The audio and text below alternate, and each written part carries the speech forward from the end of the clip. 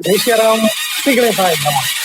ગણેશ ચતુર્થી મિત્રો એવો તહેવાર કે જે ભારતભરમાં જેની ધામધૂમથી ઉજવણી કરવામાં આવતી હોય છે અને દુંદારા દેવ શ્રી ગણેશજી મહારાજને સૌ લોકો જાહેરમાં તેમજ પોતાના ઘરે લઈને તેની સ્થાપના કરતા હોય છે, પૂજન કરતા હોય છે. એ ગણેશ ચતુર્થી તો શું છે તેનું મહત્વ અને શું શરૂઆત કરવામાં આવી હતી અને ક્યારે સર્વપ્રથમ શ્રી ગણેશજીની જાહેરમાં જે રીતે પંડાલમાં આપણે જાહેરમાં જે રીતે સ્થાપના કરીએ છીએ તો ક્યારથી શરૂ કરવામાં આવે તો વિડીયોમાં છેલ્લે સુધી બનેલા રહેજો. તમામ માહિતી તમને વિડીયોમાં આપીશ તો વિડીયોમાં બનેલા રહેજો. અને ચેનલને સબસ્ક્રાઇબ ન કરીએ તો પ્લીઝ ચેનલને સબસ્ક્રાઇબ કરવાનું ન ભૂલતા.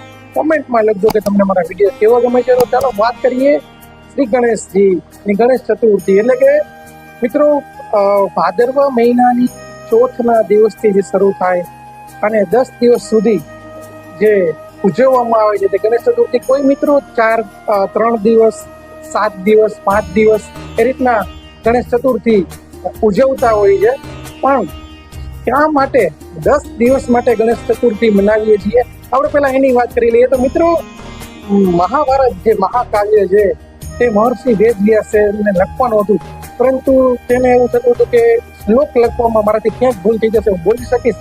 તેથી કરીને તે શ્રી ગણેશજીને પ્રાર્થના કરે છે કે તેની પાસે જે વિદ્યા છે, વિદ્યાના દેવ જેને કહેવાય, જેને ગણોના દેવ કહેવાય, જેને ચાતુર્યના દેવ કહેવાય, એવા ગણેશજીને બોલાવે છે અને ગણેશજીને કહે છે કે મારે મહાભારત મહાકાવ્ય ગ્રંથ લખવો છે, તો તમે આવો ને લખો. ત્યારે ગણેશજી કહે છે કે કાંઈ વાંધો નહીં, હું આવું, પરંતુ હું સતત લખ્યા કરીશ ને તમારે સતત બોલવું પડશે.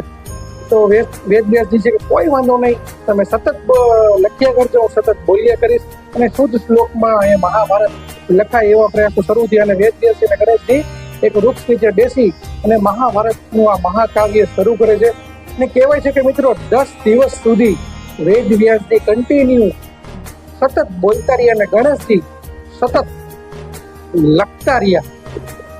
અને એ 10 દિવસ બાદ જ્યારે વેદવ્યાસજી જોવે છે તો ગણેશજીના શરીર ઉપર માટી અને મેલ જે લાગેલો હોય છે તેને સાફ કરવા માટે જે વેદવ્યાસજી છે તે એને સરસ્વતી નદીમાં શ્રી ગણેશજીનું સ્નાન કરાવે છે.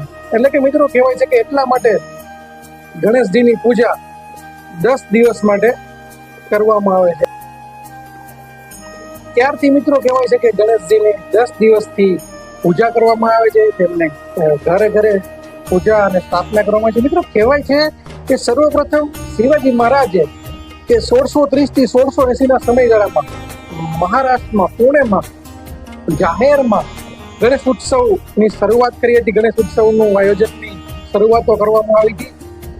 શિવાજી મહારાજ, શિવાજી રાજાજીએ સર્વપ્રથમ જાહેરમાં તેની સ્થાપના કરી હતી. ત્યારબાદ 18મી સદીમાં કહેવાય છે કે જે પેશવાઓ હતા તે લોકો પણ ગણેશજીની આ રીતે જાહેરમાં સ્થાપના કરવામાં હતા. પરંતુ ત્યારબાદ અંગ્રેજ શાસન આવ્યું અને આ બધું જાહેર મેળાવડા, જાહેર બધી વસ્તુ બંધ કરાવડાવી હતી. પરંતુ 1892માં આપણા લોકમાન્ય તિલકજીએ ફરીથી જાહેર ગણેશ મહોત્સવ જે છે તેની લડત આપી અને જાહેર ગણેશ મહોત્સવ શરૂ કરાવ્યા. અને જે મહોત્સવનું જે રીઝન હતું તે હતું કે તેના કારણે લોકો ભેગા થાય અને આઝાદીની ચળવળમાં દેશની રક્ષા કરે અને સંગઠિત થાય, સંગઠન બને.